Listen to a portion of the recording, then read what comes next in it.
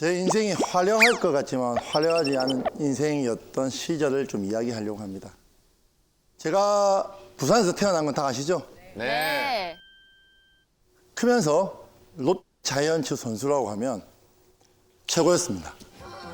그때 당시 뭐 흔히 말하는 조폭도 롯데 자이언츠 야구 선수는 건드리지 않는다는 말이 부산에서는 분명히 있었습니다. 좀 운이 좋았던 게 저는 수영초등학교를 다녔습니다. 수영초등학교 하면 부산에서 제일 야구로서 인기 있는 학교. 덩치가 크고 좀 운동신경이 있는 친구라면 야구를 하기 위해서 다른 학교에 전학을 왔죠. 그런데 어느 날 초등학교 3학년 때 제 인생을 바꿔줄 일이 생깁니다. 다 아시는 추신수 선수가 저희 반으로 전학을 왔습니다.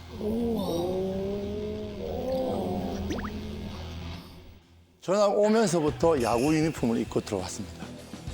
보통 전학을 오면 선생님이 소개하세요 하잖아요. 추신수 선수 한마디가 이거였습니다. 저는 외삼촌이 작은 탱크로 유명했던 박정대 야구 선수이고 저는 야구를 하기 위해서 수영초등학교 전학을 왔습니다 라고 이야기를 합니다. 짧은 시간에 추신수 선수는 우리 반에서 제일 인기 많은 친구가 되어버렸습니다. 근데 추신수 선수가 한 3일 있다가 저한테 이야기를 합니다. 대호야, 야구하자. 감독님한테 이야기해놨대요. 어떻게 알고? 우리 반에 고등학생이 한 명 있는데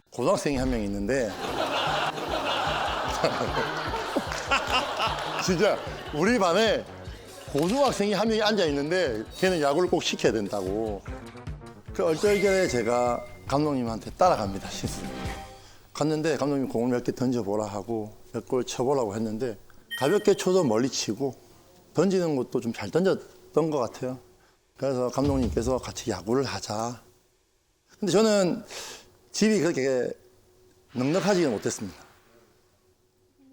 아버님이 3살 때 돌아가시고 어머니가 재가를 하시면서 할머니 밑에 자랐거든요. 밤새도록 그 콩잎을 시장에 사서 된장을 사서 발라서 시장에 내다 파는 노점상을 하셨거든요. 그래서 돈을 이제 벌어서 저희 형과 저를 키웠기 때문에 제가 야구를 할 수 있을까? 그 어린 나이에 눈치가 좀 빨랐던 것 같아요. 근데 안 되겠더라고요, 야구를. 그래서 제가 할머니한테 말씀드렸죠. 할머니, 감독님께서 조금만 열심히 하면 유명한 선수 될 수 있다고 이야기하는데 어떻게 하면 야구를 할 수 있을까라고 할머니 말씀드렸어요. 그때 당시 할머니가 됐다, 그만하고 공부하자 이렇게 이야기했으면 저는 야구를 안 했을 거예요. 근데 할머니가 네가 하고 싶다는 걸 처음으로 이야기했으니까 한번 해보자. 삼촌, 고모들한테 연락을 드려서 삼촌, 고모들도 넉넉한 삶은 아니지만 내가 야구를 하기 위해서 이제 하고 싶다니까 이제 회비도 모아주시고 야구 장비도 넣어주시고 막 그랬었거든요.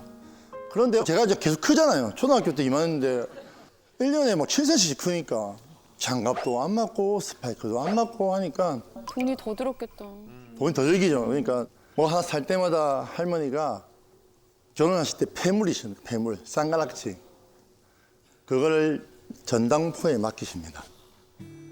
맡기셔서 몇만 원 타와서 스파이크 하나 사주시고 또 장사를 해서 또 쌍가락지를 또 다 받아오시고 그걸 제가 본 것만 해도 한 20번, 30번 한 것 같아요. 그 5만 원이 없어서. 다행히 제가 중학교 갈 때는 중학교 감독님께서 회비하고 다 면제를 시켜주신다고 하더라고요. 제가 초등학교에서 중학교까지 가는 거리가 1시간 반 걸렸어요. 연습 마치고 9시 반에 마치면 집까지 오면 10시 반인데 피곤하게 잠을 들잖아요. 그러면 또 몇 코스 지나가서 내리고 그러면 그 시간에 이제 버스가 안 다닐 때니까 또 걸어오고 지금 생각하면 너무 먼 거리잖아요. 하지만 학비 면제, 야구부 회비 면제 때문에 가기 시작했죠. 회비도 회비지만 항상 중간식이 있었어요. 학부형들이 와서 밥도 해주고 간식도 해주고 이런 게 있었는데 그걸 다 면제시켜주면서 야구만 할 수 있게 이렇게 해준 거예요. 그러다 보니까 또 안 좋게 보시는 분들은 왜 자기는 회비도 안 내는데 시합을 계속 나가냐? 쟤는 왜 회비도 안 내는데 계속 야구를 하기 시키냐? 이런 말이 많이 들리는 거예요. 그때부터는 또 눈치가 더 보이게 되는 거예요. 저는 그 고등학교 2학년 때까지 눈치란 눈치는 다 봤던 것 같아요. 정말.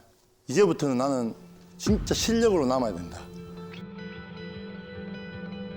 그래서 내 친구, 내 후배보다 실력이 떨어지면 나는 그만둬야 된다. 정말 야구, 진짜 아침, 저녁 야구, 새벽, 오전 야구 무엇이 이보다 더 힘든 게 있을 거라 생각했었거든요. 고등학교 2학년 때 할머니가 병원에 있었어요. 그래서 제가 병원에 갔는데 할머니가 갑자기 저한테 대뜸 대호야, 불고기 버거가 먹고 싶다. 햄버거를 한 번도 드셔본 적이 없는 분이신데 갑자기 저한테 햄버거를 먹고 싶다고 하셔가지고 와, 롯데 불고기 버거가 그때 당시 1,700원인가 했어요. 근데 제 지갑에는 1,400원이 있었어요.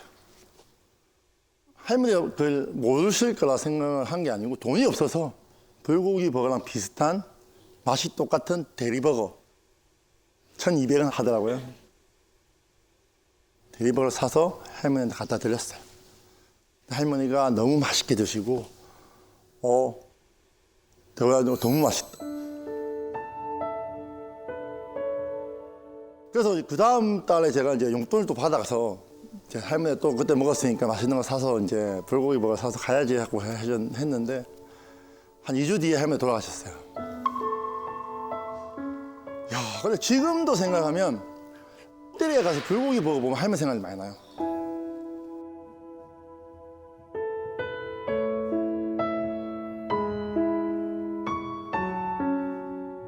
제 가슴 속에 그 불고기 버거하고 대리버거는요 지금 잊혀지지가 않아요. 그 500원 차이였는데 그 500원이 없어서 제가 할머니한테 마지막 가시는 길에 못 사드렸다 생각하니까 항상 미안한 마음이 있었거든요.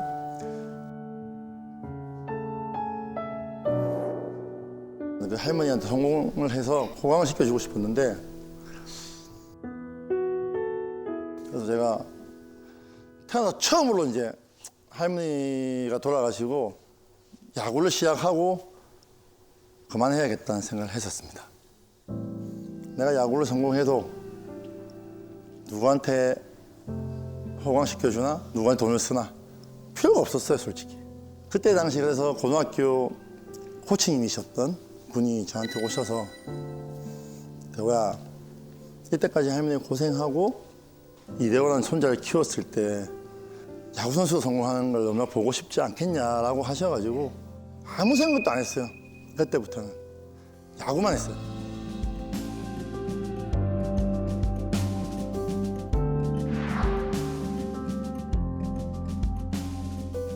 그러면서 제가 이제 2억이라는 돈을 받고 계약을 하게 됩니다. 프로 딱 와서 이제 보니까 저는 힘든 게 없는 거예요, 이제. 그러다가 2000년대 롯데에서 이제 시합을 뛰게 되면서 아직도 기억하고 있네. 8888-577, 8888-577. 7년 동안 8개 팀에서 8등, 8등, 8등, 8등, 577. 너무 슬프다. 힘들더라고요. 근데 감독님이 야구 선수가 3자리는 쪽팔리니까 2자리 만들자 하시더라고요. 운동을 좀 전문적으로 했으면 되는데 100km 넘어가면 제일 하면 안 되는 운동. 오리걸음, 토끼띠. 그 벌 받는 거 같잖아요. 진짜 벌 받는 기분이었어요. 그래서 제가 수술을 하게 됩니다. 이게 무릎 연골이 나가서 수술을 딱 하고 4개월 동안 10년 만에 처음으로 누워 있었거든요. 130kg까지 넘어갔습니다. 운동을 못해서 그런가? 야구를 잘 하고 있는데 왜 5kg 더 빼라고 해서 무릎 다치게 해서 25kg가 더 쪄야 됐냐. 야, 130kg 되니까 이거 또 야구를 해야 되나? 혼자 신세 한탄을 계속 했죠. 2005년도 겨울에 이제 통도사라는 엄청 큰 절 뒤에 보면 조그만 암자가 있습니다. 거기에 들어가서 2달 동안 제가 오롯이 야구 생각, 내가 야구를 어떻게 해왔으며 어떻게 이 자리까지 왔는데 이 자리를 포기할 거냐는 생각을 하면서 야구에 대한 생각만 했거든요. 새벽 5시 반 이상, 정상까지 4시간 왕복. 제가 60일 동안 한 번도 안 빠지고 산에 올라갔거든요. 비가 와도 올라가고 추워도 올라가고. 그러다가 갑자기 잠을 자는데 위에 암자에 자다 보니까 쥐가 있잖아요, 쥐가. 밤새도록 계속 뛰는 거예요. 잠을 못 자. 새벽 5시 반에 일어나요. 다크서클이 이만큼 져가지고 스님한테 말씀드렸어요. 스님, 쥐도 좀 놓고 뭐 약도 좀 해서 쥐 좀 없애주시면 안 되겠냐 하니까 스님이 딱 한마디 하셨어요. 그 쥐를 키우는 애완용이라 생각해봐라. 생각만 좀 바꾸면 괜찮을 거다. 스님, 그게 무슨 말입니까? 근데 제가 할 수 있는 거는 스님이 했던 말만 생각할 수밖에 없었어요. 누웠어요. 저건 햄스터다. 저건 내가 키우는 거다. 내가 햄스터 갖다 놨다. 저건 우리 식구다 생각하니까 3일 정도 지나니까 그게 거슬리지 않았던 거예요. 이게 마음먹은 대로 삶이 움직이는 것 같아요. 우리가 힘들다 하면 진짜 힘들어지는 거고 된다 할 수 있다 하니까 되는 거예요. 그때 당시에도 130kg에 들어갔는데 제가 딱 16kg를 빼고 내려왔습니다. 2달 동안. 내려왔는데 2005년 겨울이었거든요. 근데 2006년도에 제가 트리플 크라운을 합니다.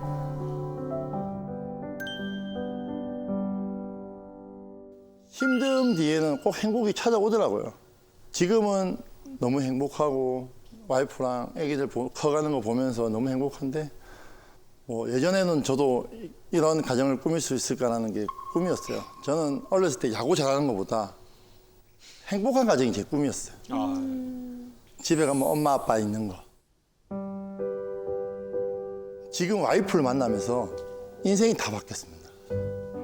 사랑받는 게 뭔지, 내를 믿어주는 사람이 있다. 이 사람을 위해서 더 잘해야지. 이 사람을 더 행복하게 해줘야지라는 생각이 들면서부터 야구든 뭐든 다 잘 되기 시작합니다. 어떻게 만났냐면 제가 20살 겨울에 선배님 도끼 행사를 하는데 그때도 그렇고 지금도 그렇지만 봤는데 우리 와이프 옆에서 후광이 뒤에가 비치더라고요. 지금도 그렇다는 건 진심이신 거죠? 네, 지금도 그렇죠. 저는 와이프를 볼 수가 없어요. 후광이 비쳐가지고. 볼 수가 없대. 부처님 아니에요? 부처님? 부처님. 근데 와이프한테 진짜 너무 후광이 저 태어나 처음이었어요. 이게. 저도 놀랐던 거야. 갔어요. 그냥 바로 갔어. 저 정말 마음에 드는데 한번 사귀어 봅시다. 바로 처음 만남에? 첫 만남에? 보자마자 빛이 나서 한번 사귀어 주시면 안 될까요? 하는데 진짜 와이프가 1초 만에 싫어요 하더라고요. 당연히. 갑자기 보자마자 사귀자 그랬는데 누가 좋다 그래? 내가 하면 다 될 줄 알았죠. 안 되더라고요. 근데 그래서 포기하고 한 1년 정도는 그냥 친구로 지냈어요. 야구 선수 중에 좀 제일 못생기고 제일 내보다 몸에도 안 좋은 선배들도 소개시켜주고 내 친구들 중에도 좀 못생긴 최준석이나 뭐 이런 친구들 데리고 가서 밥도 먹고 그러다가 1년 정도 있다가 제가 사귀자니까 사귀어주더라고요. 사귄 지 한 2년 만에 제가 무릎 수술을 또 했거든요. 여자친구한테 이야기를 해서 서울에서 수술 받아야 되는데 좀 와줄 수 있냐고 했더니 그때 시험 기간이라 진짜 힘든 그거였는데 나를 지켜주기 위해서 왔다. 수술 7시간 원래 예정이 있었는데 한 좀 제 몸이 크다 보니까 한 9시간 정도 한 것 같아요. 이제 마취가 풀리고 깼는데 또 여자친구 옆에 있더라고요. 근데 눈이 너무 눈이 부시더라고요. 이제 너무 수술을 길게 받으니까 오줌을 이제 누잖아요. 그러니까 오줌통이 한 1000ml 정도 주더라고요. 한 9시간 참았더니 이게 꽉 찬 거예요. 이게 여자친구인데 이 주기가 좀 부끄럽잖아요. 주기 좀 부끄러운데 내색 없이 받아서 비워주고 소위 말하는 똥오줌 다 이게 받아주고 하는 게 너무 감사하더라고요. 그때 제가 처음으로 마음먹었어요. 이 여자만큼은 내가 행복하게 해준다. 이 여자만큼은 꼭 내가 눈물 안 흘리게 해준다고 정말 마음을 먹었어요. 22살 때. 그래서 8년 연애를 하고 2009년도에 결혼을 하게 됩니다. I can listen, babe. I'd rather sit in silence. I'm giving up, had enough with the stereo. 항상 지금도 와이프가 그러지만 제가 일하러 나가면 아침에 항상 엘리베이터까지 내가 나와주고 제가 들어갈 때 항상 엘리베이터에 나와 있고 그런 따뜻함이 저한테는 힘이 되는 것 같아요. 은퇴했을 때도 당신이 있어서 행복하다. 너무 고생했다. 이렇게 뛰어와줬기 때문에 우리 애들도 그렇고 나도 그렇고 행복하게 살 수 있다고 이야기해 주는데 그때 눈물이 나더라고요. 내가 내 뒤에 우리 와이프가 있다는 것만으로 진짜 너무 든든하고 진짜 우리 와이프가 안 만났더라면 어떻게 됐을까 한 번씩 와이프라고 이야기하거든요. 자기가 안 만났으면 나 어떻게 됐을까 하면 와이프가 자기는 뭐 잘 됐을까 좋게 이야기해줘요. 자기 안 만났으면 나는 이렇게까지 되지 않았다. 뭐 야구 선수는 했겠지만 이렇게까지 성공을 해서 일본도 가고 미국도 가고 할 수 없었을 거다 하거든요. 와이프한테도 내가 자기는 다른 사람을 만났어도 충분히 그 남자를 더 이렇게 띄워줄 수 있는 사람이 됐을 거라고 이야기합니다. 아우 진짜 나 만나서 이렇게 됐지. 다른 사람 만나 대부분 이렇게 말을 하잖아요. 우리가 다른 사람 만났으면 그냥 그지가 됐을 그냥, 거야. 그냥 거기서 맨날 안 한다 그래가지고 그냥 관두고 했을 텐데 아내분께서 마인드 자체가 굉장히 존중해주고 따뜻한 분이신 것 같아요. 네, 저는 와이프가 저랑 같이 있어도 저는 와이프랑 한 번도 싸워본 적이 없어요. 사랑하는 사람한테 와이프한테 이겨서 뭐 좋을 게 있나요? 근데 저는 진짜 많이 저기 계신 분은 감동적- 웃어. 정말 모르고 이렇게 쳐다보고 계시는데 세상에 제일 소중한 사람이 와이프 아닌가요? 왜냐하면 저를 더 이렇게 빛나게 해줬고 제 힘들 때 옆에 있어줬고 앞으로도 같이 이렇게 힘듦을 좀 이겨내 가야 될 사람인데 그냥 한 번 따뜻한 말 더 해주는 게 더 낫다 생각하고 한 번 더 이 사람을 생각해주면 그 사람도 저를 더 생각한다고 생각하거든요. 어떻게 하면 자존감이 이렇게 높은 사람이 됐을까? 저는 제가 이 자리에 설 수 있게 제 자존감을 높여주신 분들이 저를 믿고 기용해 주신 감독님, 또 회비도 같이 내주시고 밥도 사주셨던 여러 학부형들, 그리고 새벽까지 잠도 못 주무시고 저한테 부모님보다 더 기죽지 말라고 하셨다는 저희 할머니, 여러분 주위에도 이렇게 자존감 지킴이가 있는지 궁금하고 저는 이대호라는 사람을 자존감을 더 올려주고 더 사랑받게 만들어주신 모든 분들이 있었기 때문에 제가 이렇게 이 자리에 설 수 있었다 생각합니다. 'Cause I will tell you the whole truth that there's no color in the world